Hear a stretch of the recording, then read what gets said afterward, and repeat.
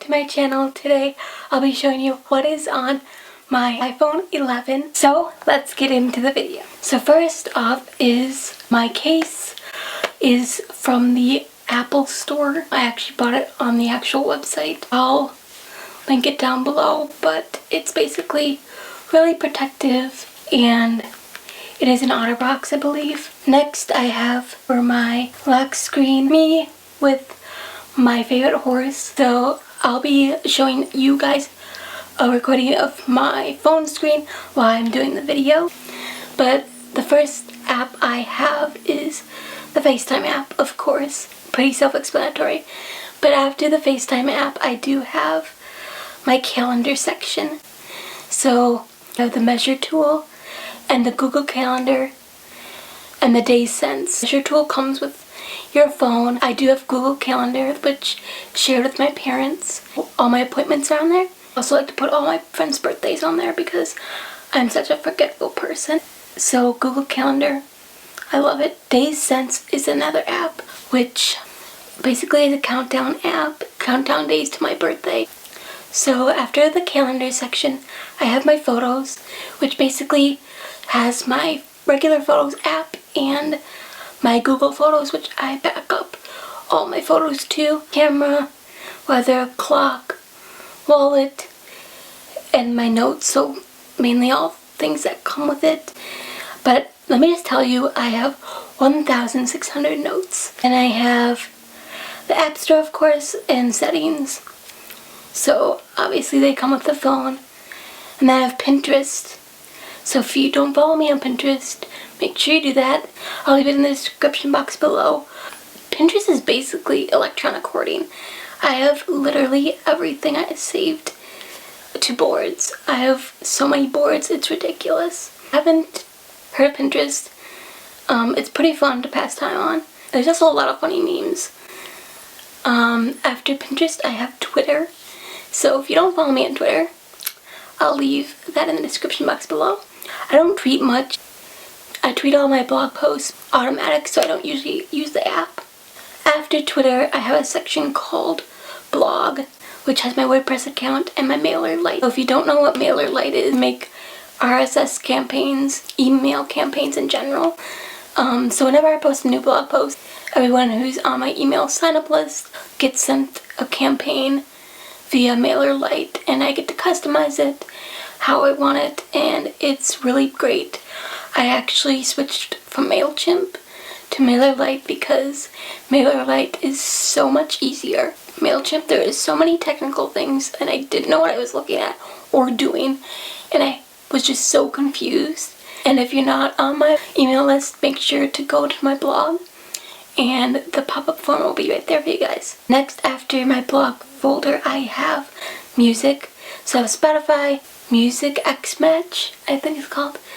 That is just lyrics where you can see whatever you're listening to on Spotify. If you guys don't know what SJCAM is, then basically if you're listening to a song, you can open the app and it'll identify the song for you guys. And then iHeartRadio is basically just a radio app. Then I have Facebook, I'm absolutely loving. Right now, there are so many groups you can join for YouTube and blog promotion, or just uplifting things like diagnosis groups. Anything that you can think of, it's there on Facebook. I'm on a bunch of photography groups. I specifically really like my Lavender Lifestyle Community group on there. My published group, which are both creative outlets and creatives just uplifting each other. I also have my blog page on there. I have Instagram. Instagram, if you don't follow me, link in the description box. Then I have Snapchat. Don't give out my Snapchat on YouTube because that's just weird, and I don't want random people contacting me via Snapchat because that's creepy. And then Discord. If you guys don't know what Discord is, it's basically communities or Facebook groups, but it's on chat. So I'm a part of Photographer Humor, the Adobe Creative Career Discord, and YouTube Discord servers. They're all servers, and basically you can connect with like-minded people, but you have to get an invite to the Discord server. So that's where I find a lot of my Adobe events that are happening virtually, and that's how I attended Adobe Max and was notified about my giveaway. Then I just have my Holy Bible app, which sometimes I'll look at before bed. Milkshake, I actually recently downloaded, and I used to use Linktree for my Instagram links, but now I use Milkshake, so it's basically a website where all your links are, and it's much more customizable than Linktree was.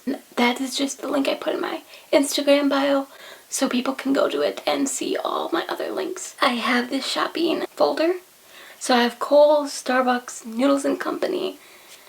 So all those 3 places I have gift cards to. Also Depop, if you don't know what that is basically where you sell clothes. I know a lot of my friends have selling clothes on Depop, and I really enjoy looking at it, what they're selling. And then of course Amazon, because you can get anything through Amazon.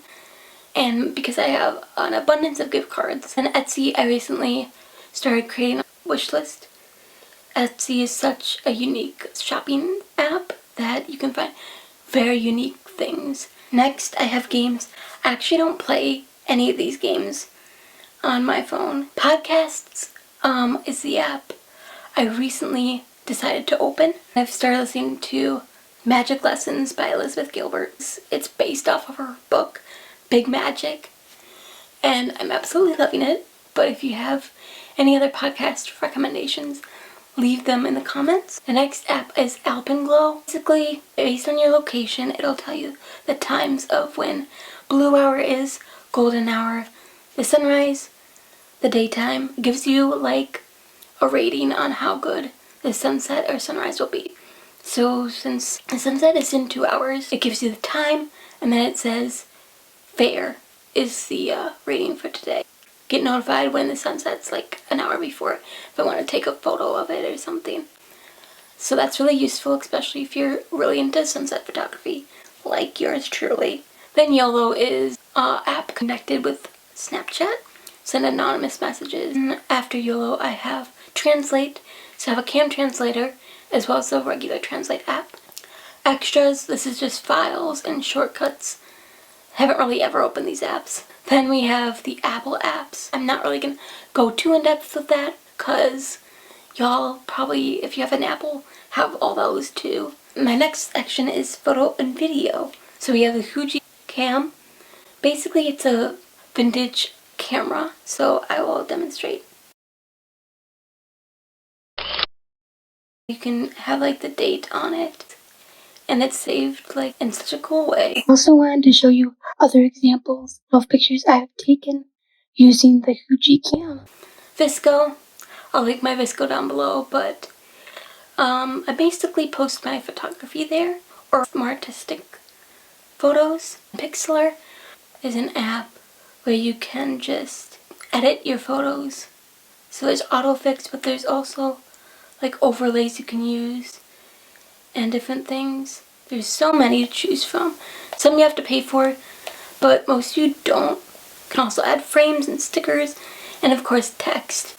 Layout is just my grid maker for my photos. Sundial is the app I got before Alpenglow, but it's still useful. The difference is that it also can detect full moons. So each full moon that comes around, I have an hour before the moon rises, and it notifies me in case I want to take a picture of that. Snapseed is basically another fun editor. You can do a bunch, and you can do so much more, like healing. So let's just say I didn't like this white spot. It's gone. Also have things like HDR, Glamour Glow. But I think one of my favorite tools is probably double exposure. So you can do these much better in Photoshop, but if you don't have Photoshop, double exposure is basically just putting 2 images together. You can do that, and like so much more, like curves adjustments, which you can't really do in any other free app. Genius Scan is a scanner, so take a picture with my phone. Let's just say you want this card.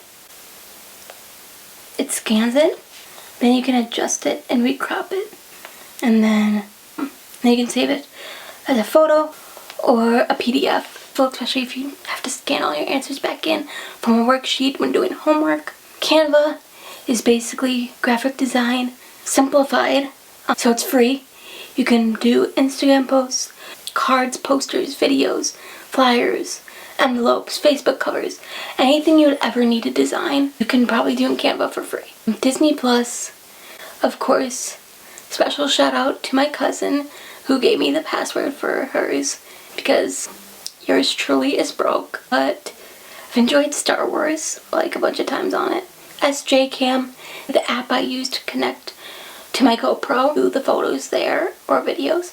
Sprocket is how I print my photos out with my HP Sprocket printer. Instagram TV, self-explanatory if I'm posting on Instagram TV, which I haven't done in so long. Of course, iMovie, mainly use it on my computer, but again, sometimes I'm on the go and I need to edit real fast a little clip for Instagram. Thank you guys so much for watching. I'll leave all the links in the description box below, as well as all my profiles to the apps I mentioned, and we'll see you guys in the next video.